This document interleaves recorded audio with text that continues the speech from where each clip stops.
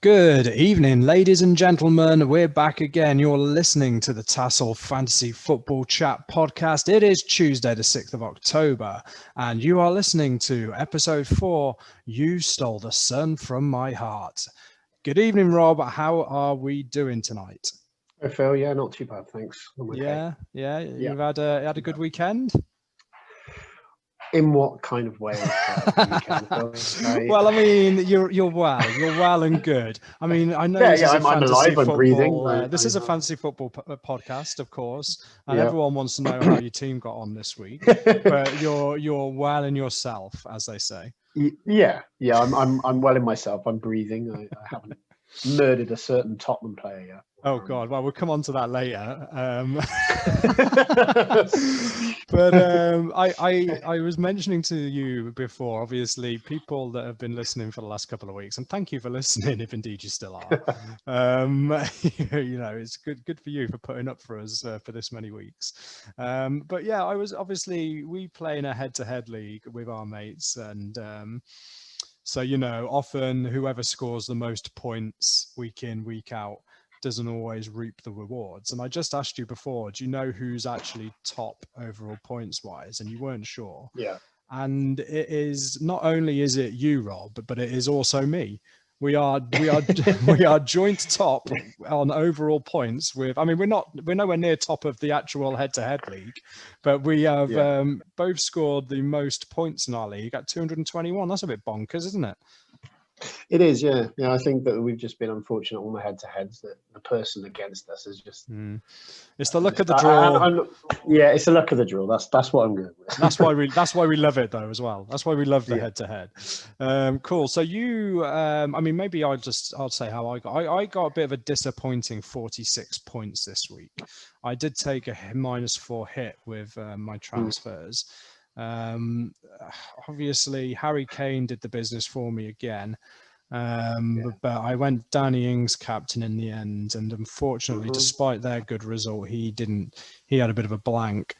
You know, I got when Romeo scores. Oh, Romeo. I mean, he didn't just score, he scored a flipping worldie as well. An absolute thunder, as one of our good friends would call it. Yeah, I mean, I was buzzing off Doucouré getting an assist. I'm not going to lie.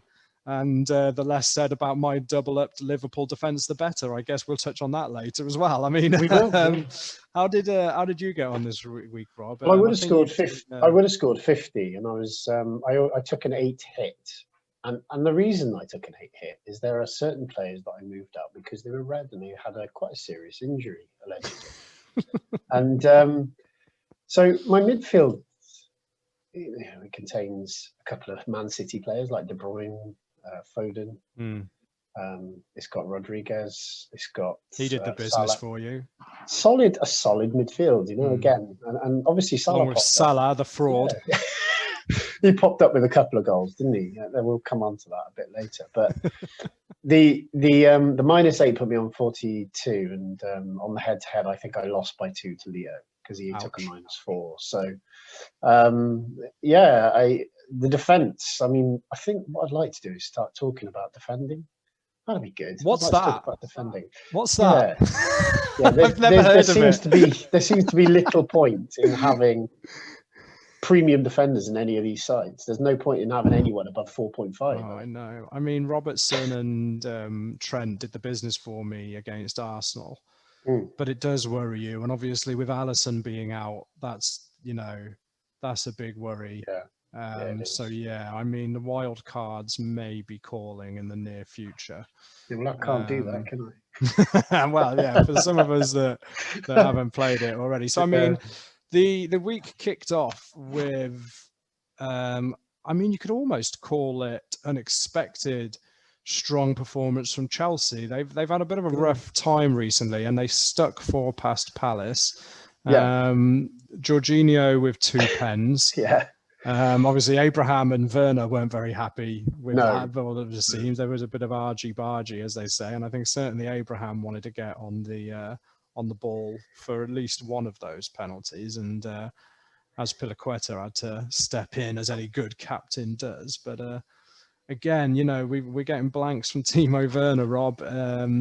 People are going to be shipping him out of their teams now, aren't they? Yeah. The thing is, I think you're in trouble when Zuma scores. If Kurt Zuma's scoring more than you, it's like. Well, I mean, Georgie. I mean, is it time to start getting these Because penalty takers the goals are going in in, the I team as thought, well? that's going to be Werner, isn't it? Oh no, it's not. No, because he did get bagged in the week, didn't he? What do you think, Bruno Fernandes? Yeah. He did the same again. So yeah, I think that penalty takers may well be the way forward. Yeah, an interesting one, and again, it was Abraham got an assist. Jorginho obviously got another few points because of the penalty situation. But the interesting one, I suppose, is Chilwell. Chilwell came in and had a very good debut, scored an excellent goal, got the assist for the Zuma goal as well. And obviously with Mendy coming into the team, I mean, let's put it in perspective. Mendy didn't have a save to make for the whole match, and Palace were terrible. Which Palace can be. I mean, they tend to polarize in their performances. And, with Mendy and Chilwell coming in, obviously, I believe Thiago Silva played as well. Have we got to say, it's Crystal Palace, let's not get carried away because they were horrific? Or is this time to start, I mean, put it this way, Chilwell has all of a sudden made himself a very interesting looking asset in the game. Yeah, I don't know what to think of Chelsea, and I think that was they may well be like that for the rest of the season, where you'll get just an erratic kind of performance, inconsistent, and I mean, really, and it's going to, you can expect it, I suppose, with the new players they've brought in. They've brought a lot of new faces in, haven't they? They have, and Kai Havertz had a better game. And I think that Werner will come good at some point. He's too good not to. I mean, I know we're laughing at him, we're saying it's but it does take some adapting, and he will come good in the long. And of course they have got Pulisic and Ziyech coming back from injury, possibly after the international break. I mean, I think Pulisic may have come on during the game. He was certainly on the bench, I think. So Pulisic, for me, is actually the value Chelsea pick. As long as he can, let's hope he doesn't become, I mean, because I wouldn't wish this on anybody, regardless of what club they play for, but let's hope he doesn't become one of those players which keeps picking up these little niggly injuries, which means he's in and out of the team, because he's his price has dropped in the game, and if he rediscovers some of the form from last season, he is going to be banging on the door of my team for certain. Yeah. No, it's I mean, for me, I don't think I'll be looking at any Chelsea players now for a while, until they get in a consistent run. I don't think I can.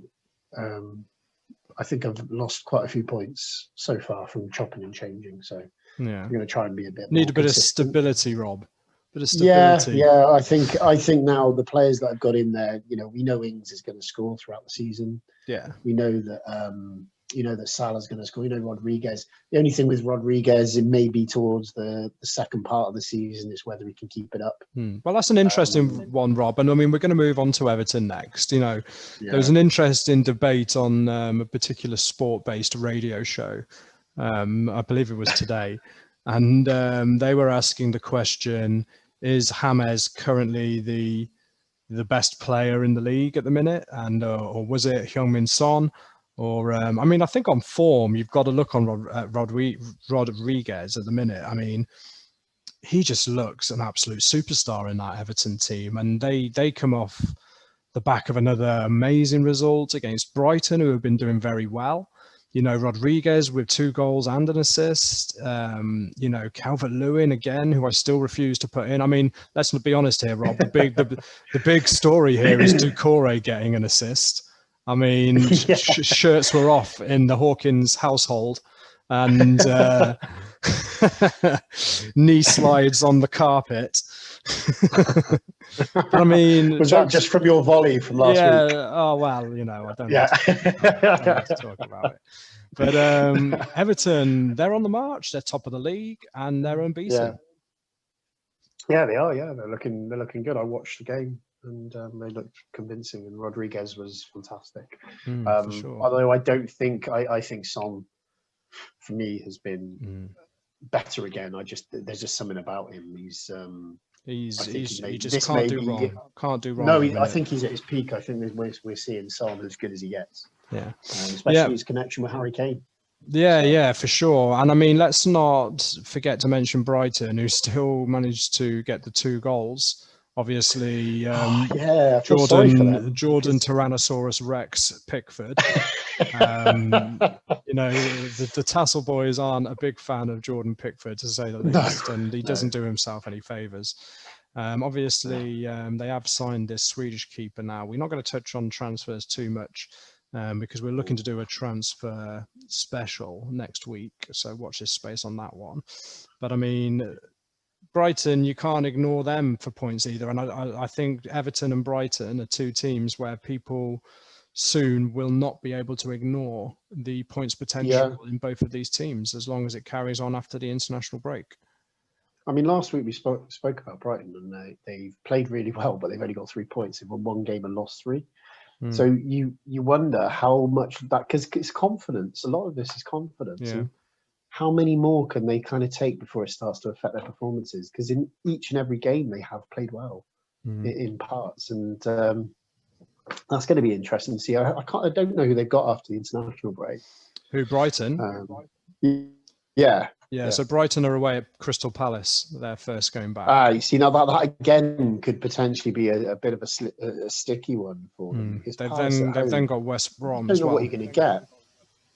Yeah, well, there we are. So then we might be seeing them pick up something there. You never know. You never know. And so then moving on, we had Leeds 1, Man City 1, and Leeds were value for this draw. I've prepped you this week, Rob, for another mini Pep rant, and you know, often with Pep, we know that with his rotation, he can do you over, kind of thing, you know, and there's nothing you can do about that. But what I have umbrage with is playing Kevin De Bruyne as deep as he did, where he's a lot less influential in the final third of the pitch. Where from a my team perspective, that's where I need him to score the points, and I think a lot of other managers as well. And you know, I think it's kind of cost him in the end here. You know, like I say, Leeds were very good value for the point.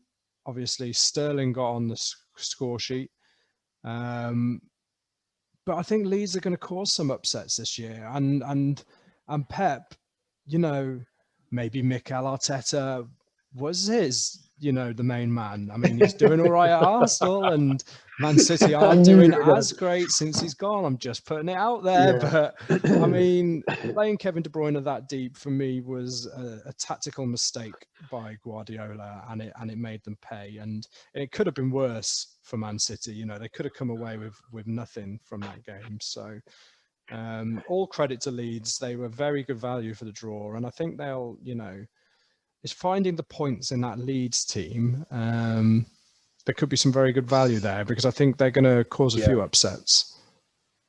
Yeah, they are. And so I've still got Bamford in there. I've got Costa in there as well. But Rodrigo did well on the weekend. But you went back to Pep. Now, Pep, we talk about getting pepped because he keeps rotating. As we said before we come on the call, we've now been pepped in-game pepping. Yeah. Where he's basically tactically pepped us. Yeah. So by moving De Bruyne backwards. He thought, we've got De Bruyne in there. I'll just move him back. Yeah. Do you think he's trying to accommodate Foden? Do you think that's why he's doing it? I mean, possibly. I wonder whether he just felt that he wanted him on the ball more. I don't really know, to be honest, because I mean, you know, they've got Fernandinho, they've got Rodri, who are very defensive minded. Obviously, you know, there's no need to be playing Fernandinho at the back anymore. Now they've bought the Diaz from Benfica. So I don't know what he was thinking. Maybe he felt like he would be on the ball more and be more influential. But unfortunately, that led to kind of less chances. I mean, put it this way: Meslier for Leeds, the goalkeeper, he made 1 save. Edison had to make 6. So So yeah, it's a disappointing result for Pep. Again. It was nice to see the Bielsa Guardiola battle, though. Yeah, one of the things we touched on last week was his regular purchases of a defender. Every year he purchases a few, doesn't he? And I like to think, do you ever watch the film Spinal Tap and they keep losing drummers in unfortunate accidents? And I keep imagining these defenders walking there and they just get into accidents and they disappear. So he has to go out and buy another one, and he just doesn't seem to be able to get them right, does he? I've got a lot of time. I've got a lot of time for that reference, Rob. I enjoy that. Yeah, you like that reference. Yeah, I like that one. I like that one. So yeah, I don't know, man. Man City, but keep your eye out on those Leeds assets, I would say. Yeah. Newcastle, I believe have had their best start to the league in coming up 20 odd years. And Alan San-Maximin did the business after everybody had taken him out of their team. I'm sure he had some money on it. Either that, he's done that on purpose. But yeah, remembering from last year, San-Maximin was never consistent. No. And I clearly think a talented guy, but yeah. But when we were doing all the pre-season stuff and you're putting your team together and everyone's got him in, you just get carried away. And I put him in, thinking, this could be it. And then you remember, no, he was actually quite an inconsistent player last year. He didn't do wonderfully. He did okay, but I think a lot of people just kind of followed, that same kind of logic, didn't they? Yeah, I think people saw the potential there, and there clearly is potential there. It's just him getting that consistency together, but. I mean, a player who has started very well in his Newcastle career is Callum Wilson, who added another 2 goals and an assist. And I believe he's already surpassed his goal scoring tally from last year for the whole of the season with Bournemouth already this season. And obviously he racked up 3 bonus points comfortably. So San-Maximin and Wilson are profiting off some good, of some good transfer business by Newcastle, in total, but also off some pretty lackluster kind of Burnley defence. I wonder whether Tarkowski's had his head turned and he's not quite on it, but equally, Burnley head turned by West Ham. Well, yeah, but is he? He knows money. As well that it's not. I don't just. It probably is money. Let's be honest, but I don't think it's just money because he knows it's very unlikely for him to get an England call up while he's playing for Burnley as well. You've seen that in the past where Burnley just don't seem to get their players picked, and I think you could argue that the likes of Tarkowski, Ben Mee at times. Obviously, Nick Pope's done very well to get there, but he's just been phenomenal, particularly last season. But even Dwight McNeil, who you might have thought might have at least got a call up to the under-21s, didn't. So it's an interesting one, really.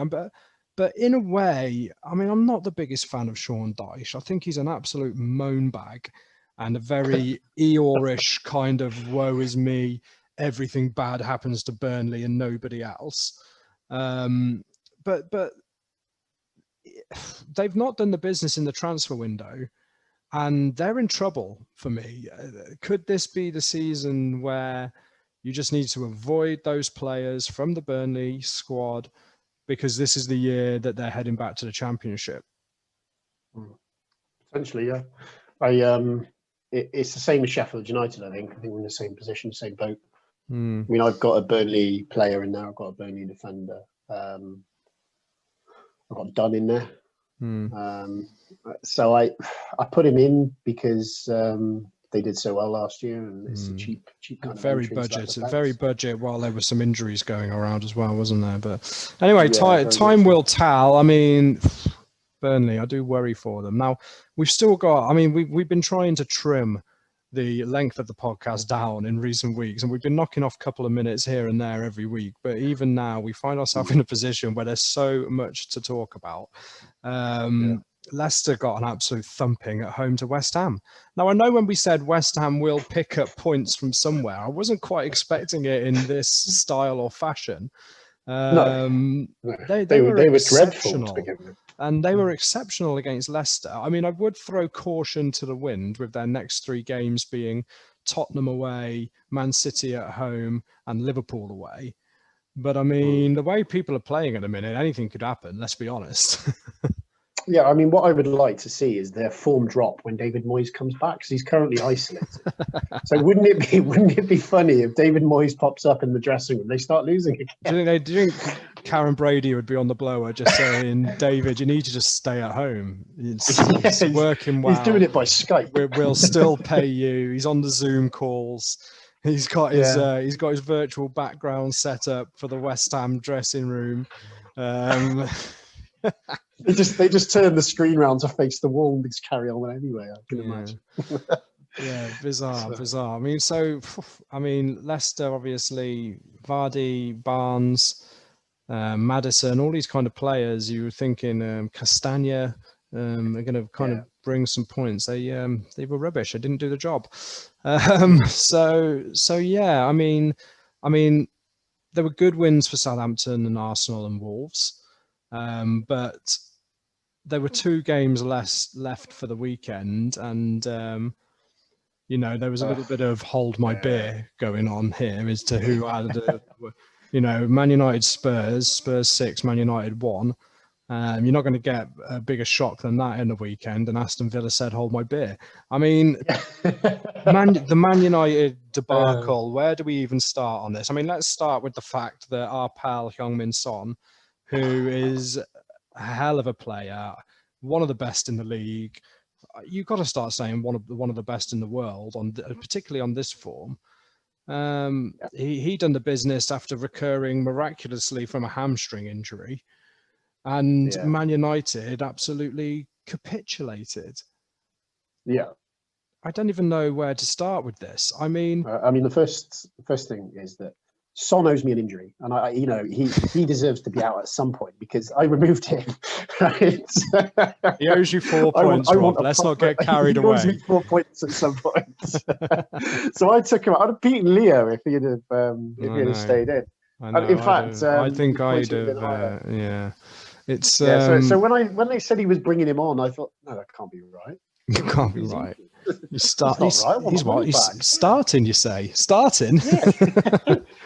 Hang on a minute. I thought he had a hamstring. So I mean, maybe that needs to be a little bit. We need to be a little bit less reliable on the FPL website and a little bit more looking at the club pages and what they're actually coming out from at the club. But I mean, let's talk about Man United, because they've won an early penalty. Shock, horror. Man United with a penalty, which Bruno Fernandes steps up and scores a very good penalty. I mean, Lloris has tried to call his bluff and ended up just kind of falling to his knees as Fernandes slips it to one side. But then you have this very bizarre red card, where, I mean, Sky Sports have already had to apologise for Graham Souness saying it was very Latin behaviour. I mean, it doesn't really help because the English boys do it as well, let's be honest. And but I mean, he's gone down ridiculously easy, and I don't understand why VAR can't intervene with that in a way and be like, almost like because if they were going to send Martial off, I think you've got to send off Lamela as well. So, I mean, it was a bit of a funny one, but I mean, the other funny one was Luke Shaw was interviewed after the game, and I mean, he should have been red carded for that horror tackle completely off the ball.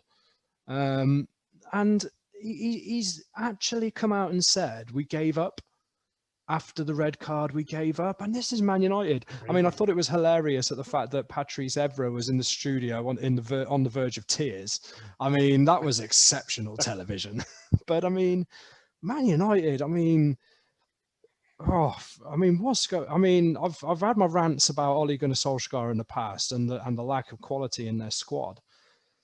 Yeah. But I mean, this is something else. I mean, you can have a lack of quality, but still show some fight and still show a willingness and a want to try and stop Spurs from ending up scoring 6 at Old Trafford. I mean, it was just an incredible watch, wasn't it? It was, yeah. And there was a point at the last game where I think it was against Brighton, where Brighton really did outplay United. And United managed to get the win just by playing on to like forever. And they interviewed Solskjaer afterwards, and he was quite arrogant in the things he was saying, and quite kind of just not really accepting what had just happened, and made out that they deserved the victory. And I think this has been a bit of a lesson for him. I mean, I was reading today that Pochettino's been linked again. He seems to have resurfaced because they've lost 2 games. It should really have been 3. They've lost 2, but they've lost 2 games already this season. And there's something not quite fitting together, and especially with the transfer business, which we'll talk about next week. Yeah, exactly. And I mean, in terms of Man United players you're looking to bring into your team, there's not many attractive there doesn't seem to be a lot of value there at the moment. I mean, Greenwood always looked like he could potentially be value, but he hasn't started well this season. You know, Rashford and Martial have had a bit of a mare, obviously. Fernandes is I think the one at the moment, because Man United do get guaranteed to be given penalties. at least 1 penalty a game. But I mean, from a Spurs point of view, all of a sudden there's, I mean, I did start the season with Kane and Son. I had a bit of a feeling about them, and they're lighting it up at the minute. Aurier all of a sudden looks a player transformed. I mean, yes, it was 1 game, but if he can get a starting berth in the team ahead of Doherty, then he's going to look like decent value if he continues to play. But Kane and Son really are the ones, and there's still Gareth Bale to come into the mix, I suppose. Reguilon looked decent in his first Premier League appearance as well at left back. So it's an interesting time. I mean, Harry Redknapp came out on transfer deadline day saying, I think Spurs can win the league, But, it's, I mean, let's not get too carried away here, Harry. You want to try winning a trophy first, let alone the league. So, but it is interesting. I mean, obviously, everybody at the moment Man City have already dropped points. Liverpool have dropped points as well. And it's up for grabs, as they famously once said at Anfield. In the late 80s, Rob. Sorry to bring that one up. I just thought I'd drop it in there. But I mean, anyway, let's talk about happier things. And like I said, Aston Villa, hold my beer. Sorry, Rob, I'm sorry. But what an unbelievable result that's going to go down in history as one of the greatest ever wins, I suppose, for Villa. And unfortunately, it's going to go down as one of the most embarrassing losses in Liverpool. It's the biggest defeat ever suffered by Premier League champions. And I don't know whether you just kind of want to give us your synopsis on this, Rob, because there'll be people keen to hear from a Liverpool fan's perspective. What's gone on here? Well, it's an interesting one. You know that film analogy I used a second ago. So Sunday, I was exhausted for whatever reason. And I went to bed and I thought I'll have a sleep and try and catch the Liverpool game and wake up. I just slept through. And you ever seen 28 Days Later, when he wakes up and he doesn't know what's happened? And I woke up and I looked, and I thought, hang on, what's happened? 7-2. It was a bizarre kind of thing to wake up to. And I posted on there's a Liverpool group myself, a couple of other Liverpool fans in. And I said, can somebody explain what happened? I didn't see the game. How do you thought you'd passed in your sleep, Rob? And then you'd woken up in some kind of hell. It was just a bizarre thing to wake up to. When you're a bit groggy and you're going, what's going on here? That's not right, Yeah. And but nobody was coming back to me. So I was thinking, what's happened? You didn't go out.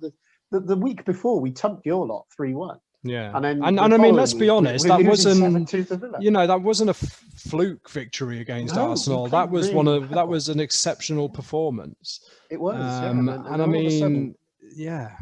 all of a sudden, and Mane is obviously out, and Adrian is out. I think who else was out? I think it was just those two. Henderson, yeah. Those shouldn't make too much of a difference. I think Naby Keita's, from what I read, performance was terrible. He couldn't tackle to save his life. No, he didn't make one tackle in the whole game, did he? Didn't make one tackle or one interception in the whole game. That's why we bought him.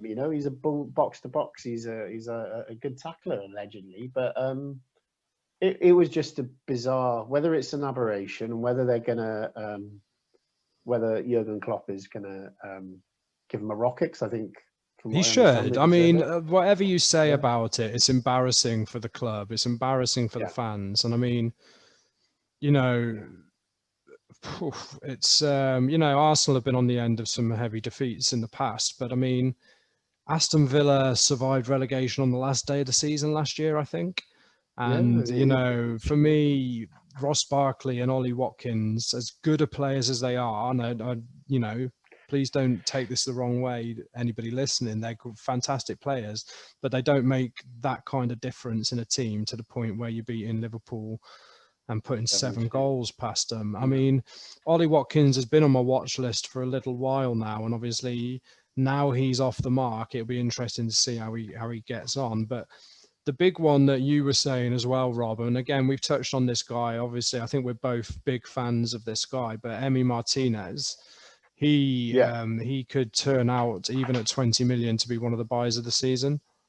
Yeah, I think so. I think that maybe he gives the defenders more confidence than what they had there before. You know, maybe I haven't seen the games that he's played, but just from looking at his stats and what he's done, he's maybe changed a little bit at the back. They've got a very good goalkeeper there, and I think he was very much underrated at Arsenal, not used. But then when you've got someone like Leno as well, who's again very highly thought of. But I brought Martinez into my team and got rid of McCarthy. Of course. That was a genius move, wasn't it? Yeah. But I'm going to stick with Martinez. I think Villa have shown enough today. They're not going to be in that situation like they were last year. I think they're going to be a bit more consistent. So I'm going to stick with it. For sure. I mean, I was a bit aggrieved as well, Rob, because I watch a lot of football. I've got a very generous wife who allows me to watch a lot of football.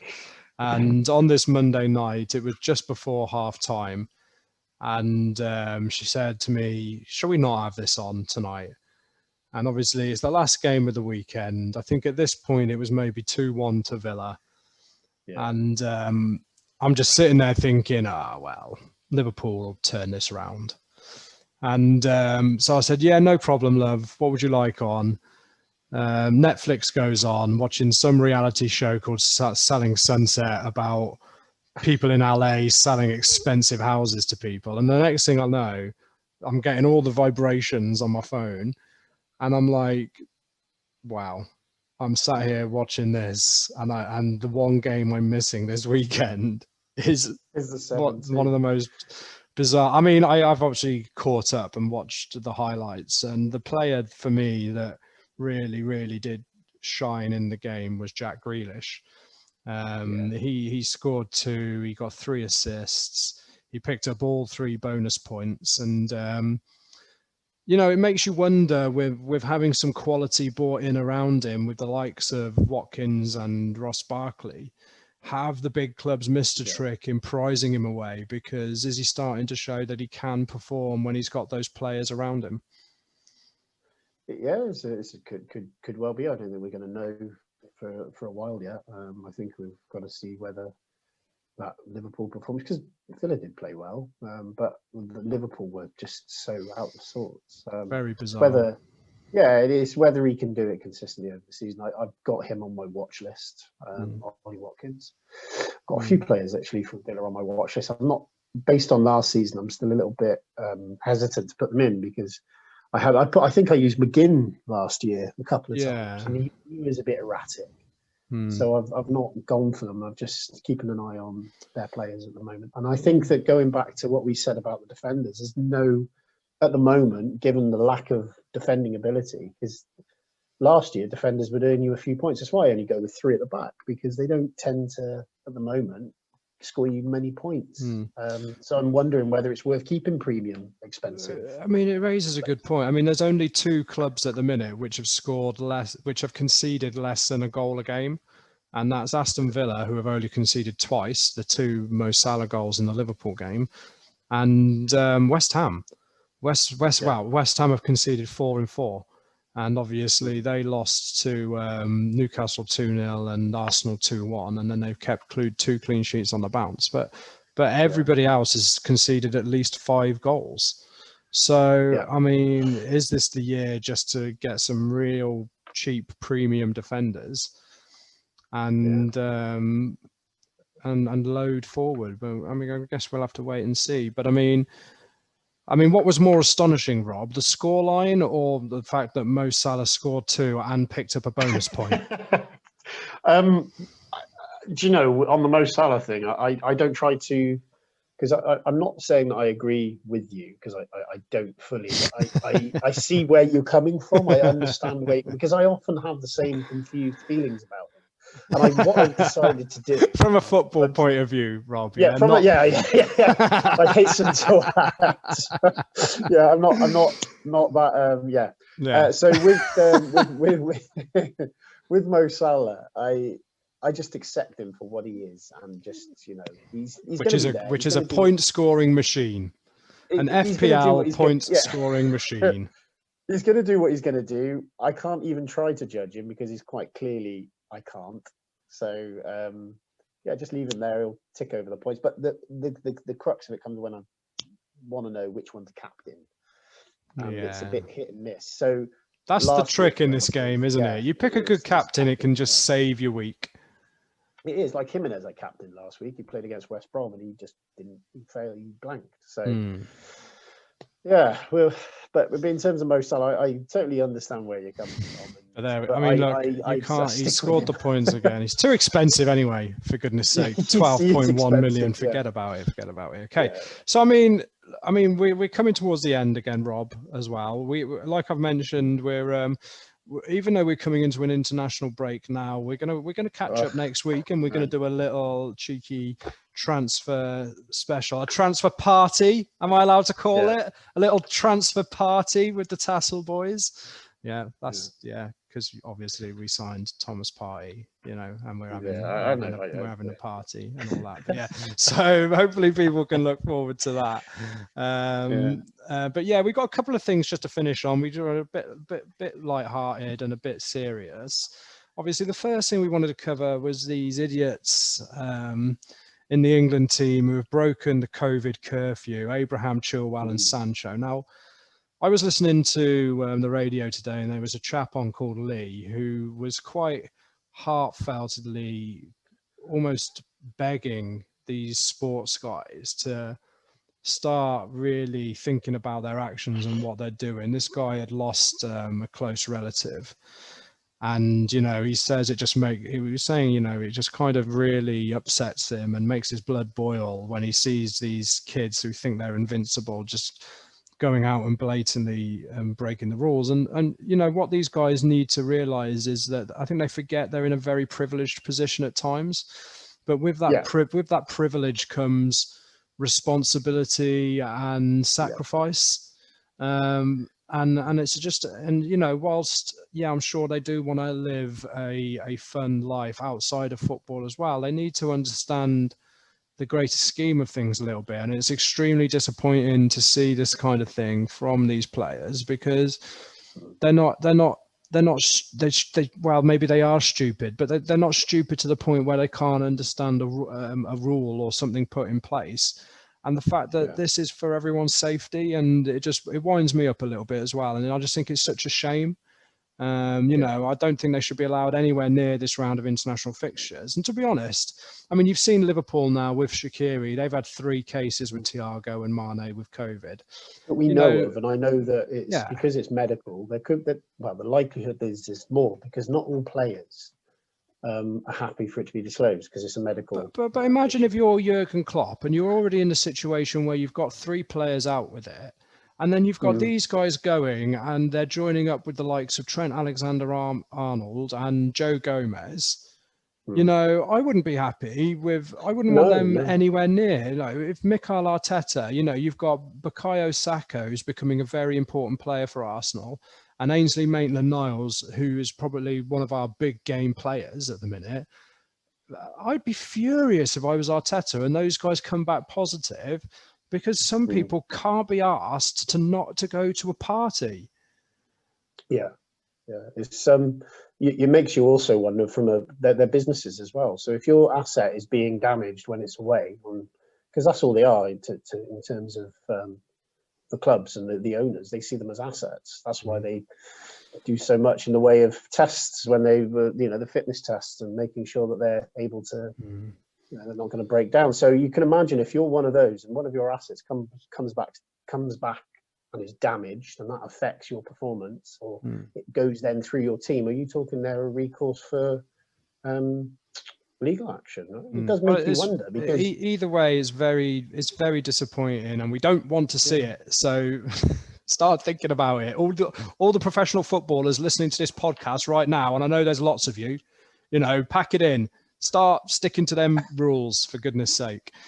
I was gonna say something then, and I stopped myself, so I'm really pleased I stopped myself. So there we go. Right, last one then. Last one for the day. The Gunnosaurus. Arsenal decided. I mean, I'm led to believe it very conveniently came out on transfer deadline day, and that your man actually knew about this a few weeks ago, but. The Gunnosaurus has been made redundant from Arsenal, and Jerry Key, I think his name is, he was obviously with the club for a number of decades, and he does a lot of good work in the community, not just, he's not just farting around on the side of the pitch pretending to be a dinosaur. He goes to see kids in hospitals, he goes and does a lot in the local community as well.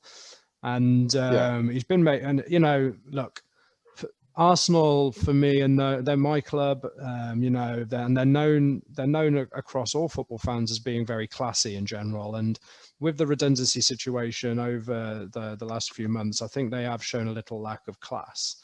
And the same to be said, I mean, even the way they've come out today and kind of the statement in relation to the Gunnosaurus directly from the Arsenal media office was that the Gunnosaurus is not extinct. And they used those exact words, saying that he will be back when the fans come back. But I just think using those words as well, it's not a very classy thing to do. And obviously what hasn't helped the situation from an Arsenal club perspective is you've had Mesut Ozil come out on his social media and say that he'll pay the wages of the Gunnosaurus as long as he's an Arsenal player.